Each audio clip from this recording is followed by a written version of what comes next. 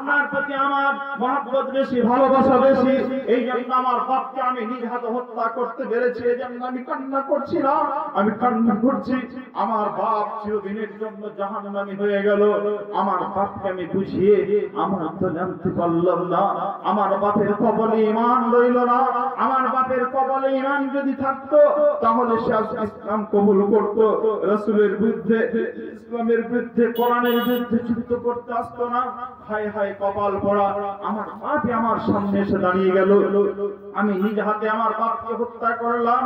আল্লাহর নবী এই সাহাবীকে বললেন, হে সাহাবী, তোমার এই বিষয়টা স্বয়ং আল্লাহ আসমান থেকে দেখে খুশি হয়েছে। অতএব তুমি যে কাজটা করেছো এটা সাধারণ কোনো মামুলি কাজ নয়, এটা অত্যন্ত গুরুত্বপূর্ণ, খুব শক্ত মজবুত ঈমানওয়ালা ছাড়া কাজ করতে পারে না। তোমার ঈমান নিশ্চিত, খুব মজবুত ঈমান রয়েছে, তুমি কাজটা করেছো। এটা যদি আমার হতো আমি ওই কষ্টটাই পেতাম। তুমি ধৈর্য ধারণ করো, আল্লাহ তাআলা তোমাকে ধৈর্য ধারণের ক্ষমতা দেন। এইভাবে রাসূল তাকে সান্ত্বনা দিলেন, আল্লাহ রাসূল তাকে শান্ত করলেন। কিন্তু সাহাবীটা তিনি বারবার কান্না করতেন। যখন ওই ছোটবেলার কথাগুলো মনে পড়তো, বাপের দৃশ্যগুলো মনে পড়তো, তখন তিনি কান্না করতেন। ভাইজান, ইসলামের জন্য যে মানুষগুলো জীবন দিয়েছে, যে মানুষগুলো নিজের বাপকে হত্যা করেছে, তাদের মধ্য থেকে একজন সাহাবীর নাম হলো সাদ ইবনে মুআজ রাদিয়াল্লাহু তাআলা আনহু। যেই 313 জনের জীবনের কোন গুনাহ আল্লাহ তাআলা লেখেননি, যে গুনাহগুলো ছিল মিটিয়ে দিলেন। আর যারা জীবিত ছিলেন, ওই জীবিত সাহাবী আল্লাহ তাআলা তাদের আমলনামা, তাদের ওই গুনাহ লেখার কলমটা আল্লাহ তাআলা মিটিয়ে দিয়েছিলেন। তাদের কাছ থেকে, ফেরেশতাদের কাছ থেকে আল্লাহ তাআলা ওটা রুখসাত নিয়ে নিয়েছিলেন তাদের কাছ থেকে।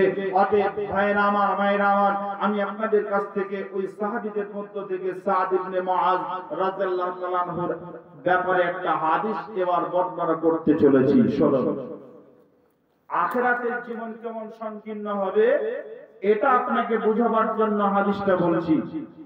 আখিরাতের জীবনে সফল না হতে পারলে বিফল হবে, বিফলতা কেমন নেমে আসবে এটা আপনাকে বোঝাবার জন্য, সফলতা কেমন, বিফলতা কেমন এটা বোঝাবার জন্য আগে চলুন আপনাকে বোঝাবার চেষ্টা করছি।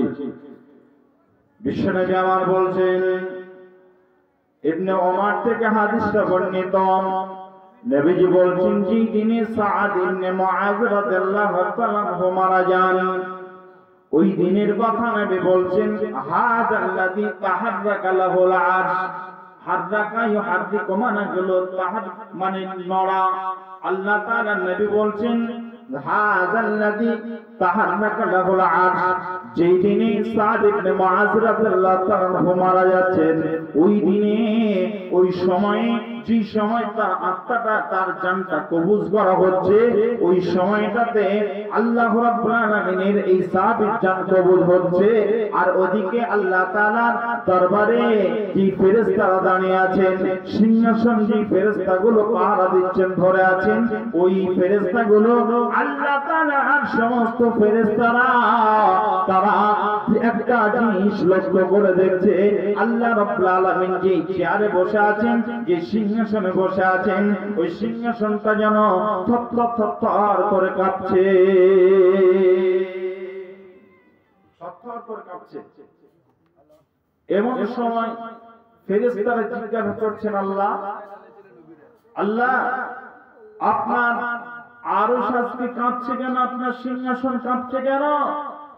কি হয়েছে? এমন কি ঘটনা ঘটেছে ইতিপূর্বে তো কোনোদিন দেখিনি। আপনার আরশ কাঁপতে কোনোদিন দেখিনি, আজকে আপনার এই কুরসিটা কাঁপছে, এই সিংহাসন কাঁপছে, মানে কি কারণে কাঁপছে? ইতিপূর্বে তো এই দৃশ্য কোনোদিন আমরা দেখিনি। তখন নবীজি আরেকটা শব্দ বললেন। কি শব্দ? আল্লাহর নবী বলেন, ওয়াফতিহাত লাহু আবওয়াবুস সামাই। আসমানের ভিতরে, আসমানের অসংখ্য দরজা আছে, সমস্ত দরজা আল্লাহ রাব্বুল আলামিন সঙ্গে সঙ্গে খুলে দিলেন।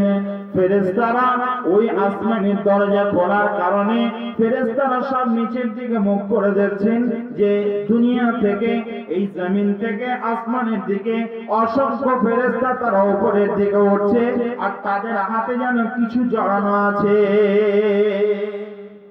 আপনাদের জিজ্ঞাসা করছি, এখানে অনেক মানুষ আছেন নামাজ পড়েন, কি পড়েন না? পড়েন। অনেক মানুষ আছে নামাজ পড়েন, অনেকের আব্বা নামাজ পড়তেন, অনেকের দাদা নামাজ পড়তেন, জি ঠিক কি না পড়তেন। যারা নামাজ পড়েন না তাদের কথা ছেড়েই দিলাম, যারা নামাজ পড়েন ফেরেশতা কোনদিন দেখেছেন? দেখেছেন ফেরেশতা? চাচা দেখেছেন নাকি? আপনার বাপ মনে হয় দেখেছিল নাকি? দেখেন ফেরেশতাকেও দেখেছে, খবর আছে আপনাদের কাছে যে অমুক লোকটা ফেরেশতা দেখেছিল, গল্প করেছে? ফেরেশতা দেখা যায়? দেখা যায় ফেরেশতা? কথা বলে না। ফেরেশতা কি দেখা যায়? আপনারা দেখেননি মানে দেখা যায় না? আজকে আমি ফেরেশতা দেখা যায় দেখাবো, দেখবেন? জি দেখবেন? ফেরেশতা দেখবেন? কে কে হাত তুলেন, কে কে দেখবেন? আমি দেখাবো, দেখবেন না? সবাই দেখবেন নাকি? ইনশাআল্লাহ সবাই দেখবেন। ফেরেশতা দেখা যায়, ফেরেশতা দেখা যায়, হাদিস থেকে প্রমাণিত ফেরেশতা দেখা যায়। কিন্তু যে দেখে সে কিন্তু বলতে পারে না, সে বলেও না আর বলতেও পারে না। কোন সময় দেখা যায় এই কথাটা আপনাদের বলবো, কিন্তু বিশ্বনবী মুহাম্মদ রাসূলুল্লাহ সাল্লাল্লাহু আলাইহি ওয়াসাল্লামের সাহাবী মারা গেলেন, আরশের উপরে মানে আরশ কেঁপে গেল, আর আসমানের সমস্ত দরজা খুলে দেওয়া হলো। আর মানুষ যখন মারা যায়, আপনার এলাকাতে আমার এলাকাতে সমস্ত এলাকাতে যখন মানুষ মারা যায়, আপনার গ্রামে যদি কোনো মানুষ ভোরে মারা যায় বা রাতে মারা যায়, ফজরের সময় যদি খবর হয় যে অমুক ব্যক্তি মারা গেছে, মাইকে তাহলে এলান হয়, হয় কি হয় না? হয় যে অমুক হাজী সাহেব মারা গেছেন, অমুক ব্যক্তি মারা গেছেন, তার জানাজা হবে 11টার সময়। আত্মীয় স্বজন যারা আছেন ওনার বাড়ি যান, সহযোগিতা করুন। কবর যারা খোঁড়ার কাজ করেন তারা কবর খোঁড়ার কাজে যান। প্রতিবেশী আপনারা কেউ কাজে যাবেন না, বলে কি বলে না? বলে। মসজিদে এলান হয়, মসজিদে যখন এলান হয় এভাবে এলান হয়। আর তার জানাজার সময়, জানাজাতে কি হয়? জানাজার যখন সময় হয়, জানাজা যখন সময় হয়, এদিকে আওয়াজ আসছে না, জানাজার যখন সময় হয় তখন নবীজি বলছেন জানাজার সময় ওই লোকটার জানাজার সময় কে থাকে, জানাজায় কে কে জানাজা পড়ে? তার আত্মীয় স্বজন যারা তারা জানাজা পড়ে, তার আপনার প্রতিবেশী জানাজা পড়ে, গ্রামবাসী জানাজা পড়ে, এলাকাবাসী জানাজা পড়ে। এই 4 শ্রেণীর মানুষ জানাজায় শরীক হয়, ঠিক কি না? আল্লাহর নবীর সাহাবী মৃত্যুবরণ করার কারণে সাদ ইবনে মুআয যখন মারা গেলেন, তার এলান হলো। তখন মসজিদ ছিল না, তখন আপনার মাইক ছিল না, কিন্তু এলান হলো। তখনকার প্রথা অনুযায়ী এলান হলো। এখন যে পদ্ধতিতে এলান হয় এই পদ্ধতি ছাড়াও তখনকার পদ্ধতি অনুযায়ী আপনার এলান হয়ে গেল। অমুক সময়ে জানাজা হবে, জানাজার সময় সমস্ত মানুষ খাড়া হয়ে গেল। ইন দ্য মিন টাইমে তার জানাজাতে কি খাড়া হলো না, তার জানাজাতে খাড়া হলো তার আত্মীয় স্বজন খাড়া হলো, তার প্রতিবেশী খাড়া হলো, তার আত্মীয় স্বজন, প্রতিবেশী, গ্রামবাসী, এলাকাবাসী সকলে মিলে তার জানাজায় শরীক হলো। জানাজার যখন লাইন হয়ে গেল, জানাজায় দাঁড়ানো হবে। ইন দ্য মিন টাইমে পৃথিবীর বুকে ওই জানাজা পড়ার জন্য আসমান থেকে আসমানওয়ালা আল্লাহ তাআলা সঙ্গে সঙ্গে ফেরেশতাদেরকে নির্দেশ করলেন।